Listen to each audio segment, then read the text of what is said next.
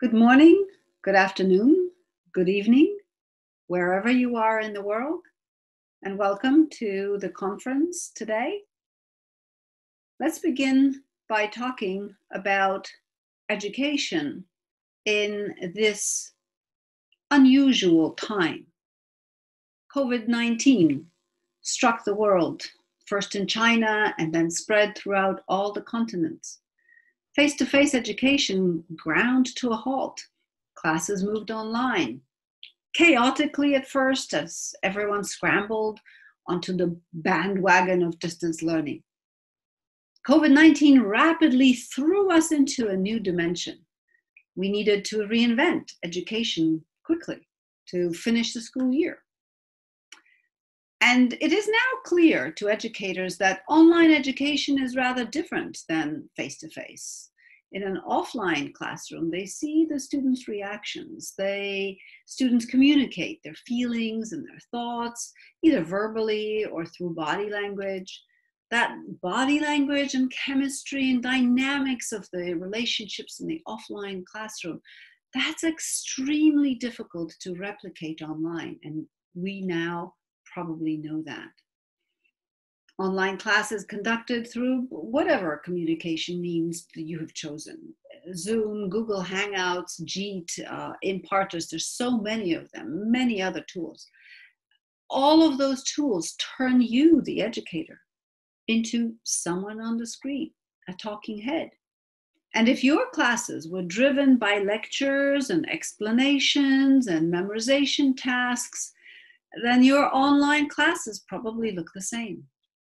Maybe you record your lecture. Maybe you email the worksheets for the students to complete. Maybe you even use an online platform like Moodle or Google Sites, Google Classroom to post your videos and embed the links on the online resources that you have found.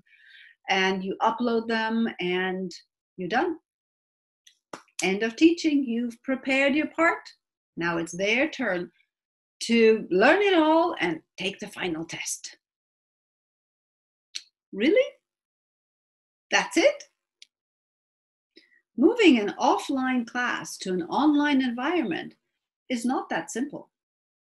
Educators who have conducted online lessons over at least 2 or 3 months, they can feel the strain of those conference calls with some of the students not having access to Wi-Fi or claiming that they don't, not turning in their work, not showing up for class at the designated time, uploading illegible or corrupted homework files. We've been there. And it looks like the pandemic situation, perhaps under more control in some countries than in others, will be influencing the way education proceeds in the near future. Face-to-face lessons will be limited or entirely eliminated for parts of the school year. Online lessons in a variety of formats will remain part of the school reality. So, what strategies can be implemented to ensure that students enjoy active learning, joyfully appear in an online class, and benefit from the plethora of resources the internet provides nowadays? The first thing that comes to my mind is active learning. Active learning translates to 3 ideas: teach less, learn more, facilitate in the classroom.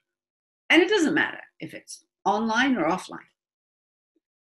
Because I believe that rather than cram facts into student heads through an hour-long lecture, why not ask open-ended questions? Intrigue the students with a multi-genre, multi-level project that requires the use of a number of skills. And through its complexity, allows natural learning. Another thing is joyful learning. It's that fun and gamification, the collaboration. I don't know. For some reason, when people think of fun at school, they immediately think, but that's just play. Now let's get down into serious learning. As if serious learning couldn't be fun at the same time, huh?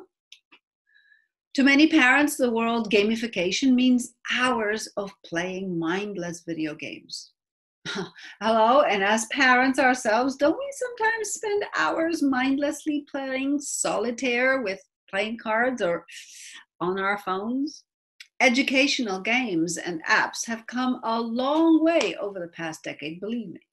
They help kids remember new words and concepts. They help make repetition fun and playful. There's a vast array to choose from, with some apps allowing teachers to generate practice sets for their own students and then share these sets with other teachers anywhere in the world for free. And it's magnificent teacher collaboration right there. Helps thousands of others bring fun and games to their own classrooms. The third thing that I'm always concerned about is the benefit. If you've ever walked into a classroom to teach, you've heard that first question. What are we doing today? And the next one, why? Or what for? Making your content relevant and applicable to the lives of your students, that's essential in online learning. It keeps the students engaged and interested, and in some cases glued to the work, to the learning. Unfortunately, that connection isn't made clear to students often enough, or it simply isn't there anymore, especially if the curriculum requires memorization of facts that are nowadays readily available in seconds with a few clicks on your phone. The role and the focus of the teacher must change from teaching to facilitating learning. Now, here's an example of this type of teach less, learn more, and facilitate learning approach that can be adapted to, I think, any subject or grade level. So after introducing the concept of structured, controlled, and guided inquiry to students in my high school English class, I asked them to collaborate in groups on a chosen Shakespearean play, Romeo and Juliet, Midsummer Night's Dream, and Twelfth Night. Usually, I had about 18 to 20 students in my class, so when I divided them into 3 groups, that was more or less 6 or 7 kids per group. The task was to answer questions that made the 400-year-old stories relevant to them. How does literature portray irrational behavior caused by love? What can a 21st century reader learn from the 16th century bard? The students could utilize resources I collected for them in a Google folder, accessible online in the classroom or at home, or they could use resources that they discovered themselves. You can see that they could read a manga version of the play, a cartoon version, an online simplified version, or a retold version in prose. Whatever got them to understand the story worked for me. I was there to facilitate this understanding, answer questions in class or via email or chat. So my role, facilitate, help understand. Then in the classroom, they prepared to present their collaboration outcomes to other groups. They created a group PowerPoint or Google slide presentation. They knew that they would be paired up with someone who read a different story to exchange and share their collected ideas. Subsequent to that, they were randomly placed in larger groups for a Harkness discussion at a round table. I placed a 360-degree camera in the center of the table, and yes, there was cake to share after the discussion. And I filmed not only the speakers, but the listeners as well. The students then watched themselves and analyzed their behavior, not just as speakers, but as listeners as well. What kind of body language am I using as a listener? What messages am I passing to my classmates? The skills that the students needed to employ to complete the task made a lengthy list, including making a variety of choices. Which play to read, which medium to apply, which element of the presentation to complete, which role to play in the group, dividing the labor, who's going to do what, collaborating in and out of the classroom. This task, of course, took several lessons. Working under time pressure to deliver the components by the deadline. Synthesizing everyone's varied input into an idea that I can present on my own based on the presentation. Presenting it in a pair to a peer.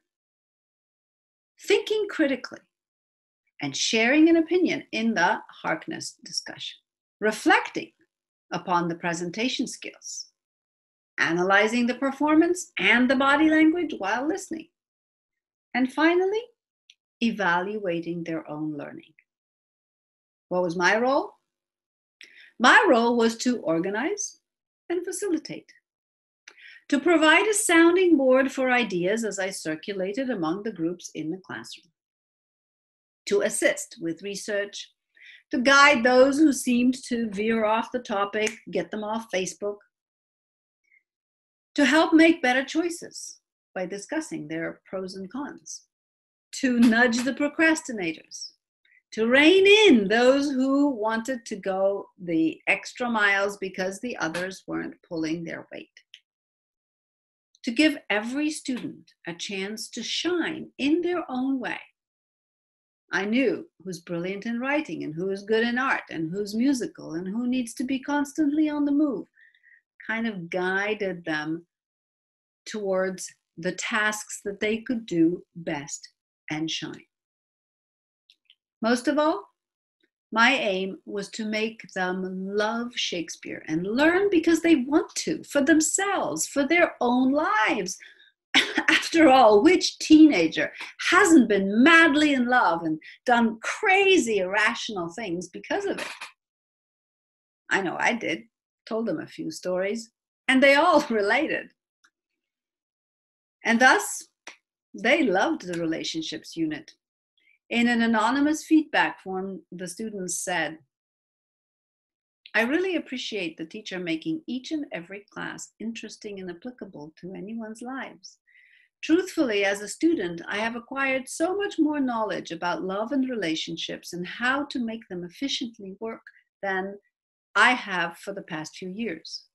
These are the topics that schools lack in informing their students, and the fact that I am able to absorb a teacher's advice for human history and personal experience is purely outstanding.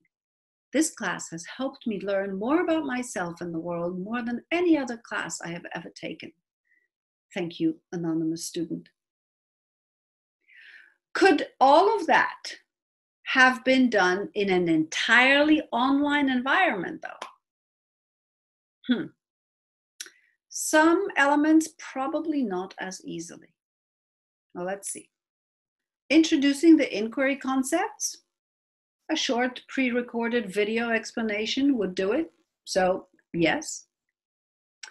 Introducing the topic, setting the groups and the task, posing the leading question.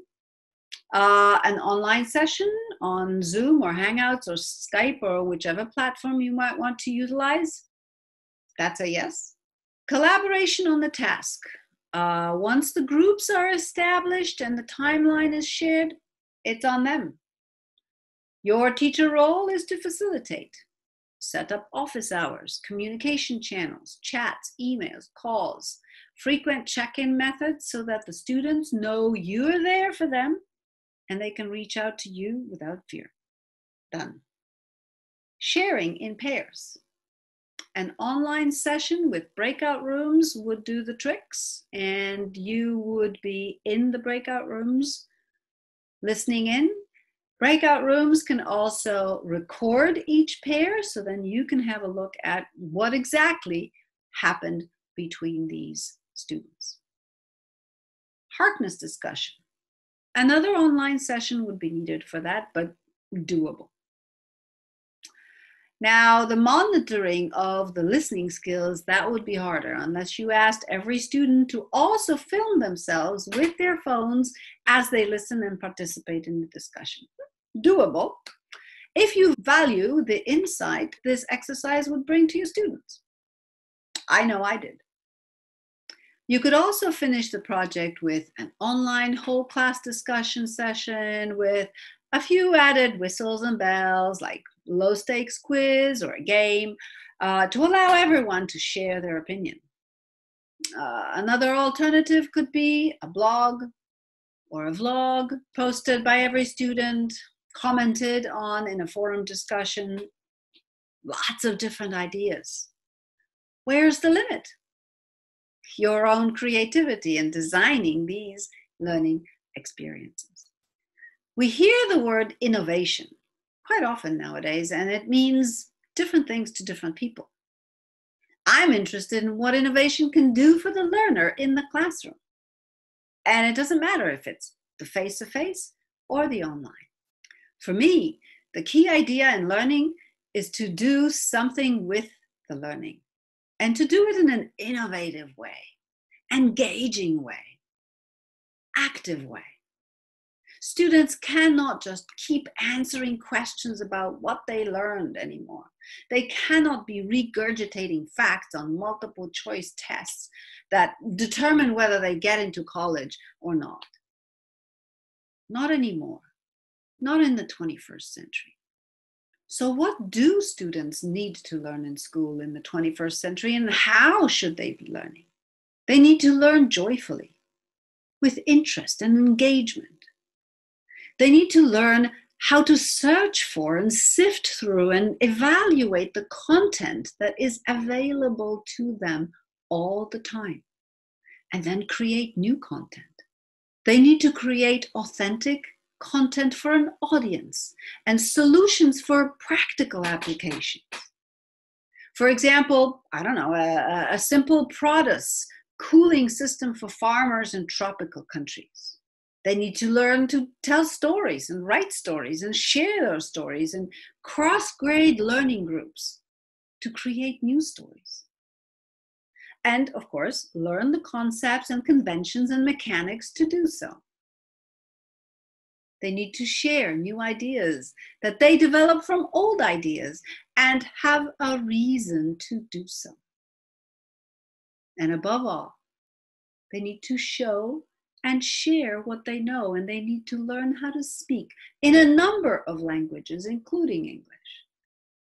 And they need to learn how to persuade and how to negotiate. And they need to learn how to describe and how to explain. And they also need to learn how to listen with understanding and how to read with understanding. And to reflect and to evaluate. And that's it. Now, let's work together and apply these innovative strategies for active 21st century learning and have every student answer in an anonymous survey. Love it, interesting and engaging.